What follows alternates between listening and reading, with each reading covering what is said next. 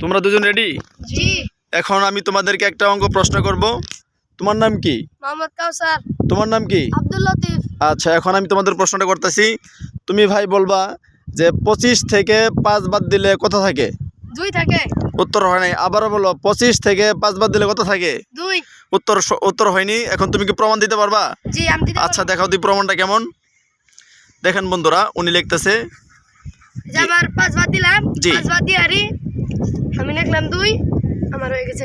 ও আচ্ছা, এর উত্তরটা ঠিক আছে মোটামুটি। দেখতে পাচ্ছেন ও 25 লেখার পরে 5কে বাদ দিয়ে দিছে, উত্তর সঠিক 2 থাকতেছে। আচ্ছা যাক, আমার সাথে আরেকটা ভাই আছে, আমরা ওর কাছ থেকে দেখে নিব যে কারোর উত্তর সঠিক হয়। আচ্ছা ভাই, তোমার নাম জানি কি বলছিলা? আব্দুল লতিফ। মাশাআল্লাহ। তুমি বলো তো যে 25 থেকে 5 বাদ দিলে কত থাকে? 20 থাকে। তুমি কি শিওর? জি। আচ্ছা, আবারও বলি, 25 থেকে 5 বাদ দিলে কত থাকে? 20। তুমি কি প্রমাণ দিতে পারবা? জি। আচ্ছা, একটু প্রমাণ দেখাও তো কেমন পারবে। হ্যাঁ ভাইয়া। 2 দিয়ে 5 দিলাম। জি, 25 লিখলা।